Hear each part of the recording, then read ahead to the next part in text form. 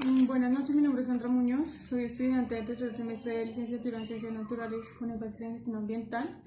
En esta oportunidad grabaremos un video en donde mostraremos algo de la teoría cuántica. Esta es para la clase de química, entonces lo que vamos a utilizar para mostrar como ejemplo antes de la teoría va a ser una silicona, va a ser un espejo y una canica de agua y una pantalla. Entonces, primero que todo vamos a definir qué es la teoría cuántica. Es como la teoría cuántica, hay que iniciar diciendo de que es algo que realmente pues es muy incierto, ¿sí? No es ni cierto ni falso, o sea, es incierto. Siempre va a estar como el beneficio de la duda. Entonces, esta teoría lo que hizo fue como recopilar o cambiar las teorías que ya se tenían desde la teoría de Demócrito, que pues esta fue la primera teoría que decía que estos son, las moléculas eran las partículas más pequeñas que existían, eran indestructibles y eran indivisibles. Entonces, partiendo de esa teoría y de todas las que han surgido de ahí para adelante, hacemos énfasis también en la teoría de Bohr, en donde recopilaremos algo de esto. Entonces, vamos a mostrar un ejemplo sobre una teoría cuántica, un ejemplo de la teoría cuántica, para dar paso a la explicación de por qué pasa esto. Bueno, uno de estas muestras es este experimento que es con una silicona y una luz. Entonces, como podemos ver, la luz se concentra más va cambiando de colores, se va concentrando más en una parte que otra. Vamos a explicar otro experimento y ya les doy básicamente de qué trata, por qué pasa esto. Bueno, entonces acá vemos el segundo ejemplo. Esta es con la luz, el espejo y el agua. Alcanzamos a ver esa luz como de colores que bota destello tipo arcoíris. Esto también básicamente es por lo mismo que pasa con la silicona y la luz. Entonces ya vamos a ver por qué pasa eso, les voy a explicar más detalladamente por qué. Bueno, entonces, importante, la teoría cuántica, como les decía, no es nada cierto, realmente todo es incierto. Esta teoría la plasmó o dio inicio el químico Erwin Schrödinger, que él fue el que básicamente dio paso a esta teoría por algo que él se imaginó. Entonces, ¿qué fue lo que se imaginó? Se imaginó un gato entrando con dos cajas, un gato con dos cajas y el gato entrando a la caja. Entonces él decía, adentro de la caja había un martillo y había una botella con veneno.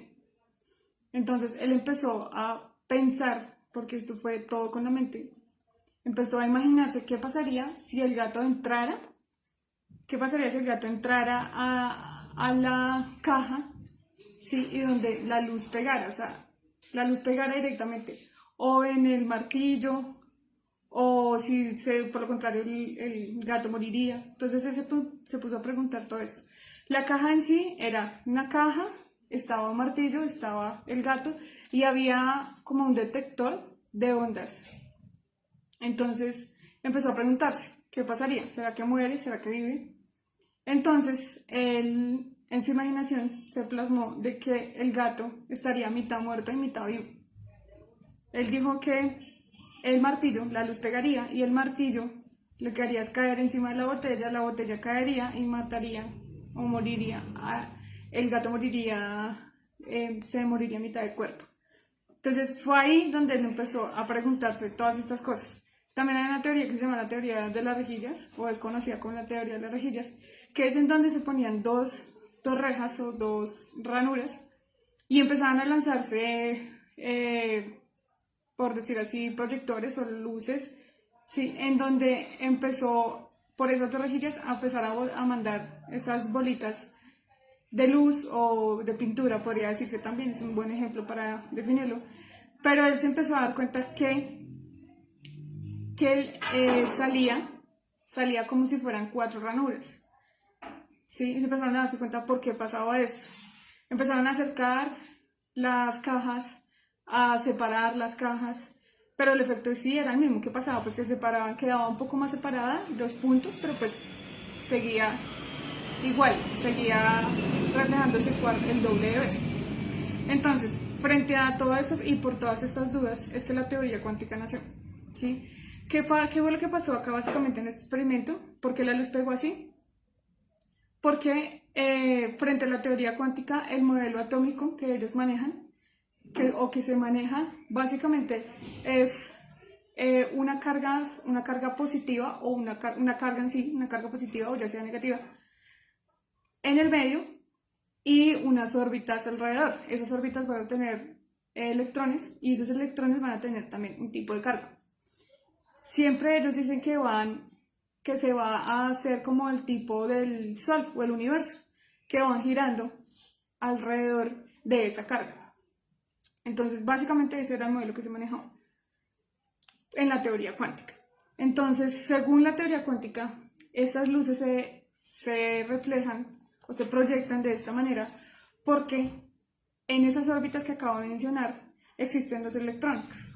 Entonces, con la luz, el reflejo de la luz, lo que hace es que estos electrones cambian de órbita y en ese momento en que cambian de órbita se refleja esta luz. Ahí también entra algo que son los fotones. Entonces, al reflejarse esa luz, hace que salga un prisma, que es el prisma que se acaba de ver, que son diferentes colores, dando paso también a algo que se llama la energía electromagnética. Se dice que esto pasa porque emerge una energía electromagnética, que básicamente, ¿cuál es la energía electromagnética? La que emiten los celulares, la que emiten los televisores, el internet, todas estas ondas se basan en esa energía electromagnética. Entonces, básicamente esto es lo mismo que pasa con las luces. Emite esa luz, refleja, se supone que el electrón es algo estático, pero en el cambio de las órbitas dan paso a esta luz. Y por eso es que se refleja de esa manera, o se refleja tanto en la pantalla como se refleja también en la silicona, como lo acabamos de ver. No solamente se reflejan en estos ejemplos, también hace como un tipo de contraste, o se muestra cuando hay un vidrio. Hay un vidrio y en el medio del vidrio hay una persona en un lado y en el otro lado hay otra persona. Se dice que la teoría cuántica se basa mucho en el que ve, en la posición. Entonces, dice, depende de la posición que esté,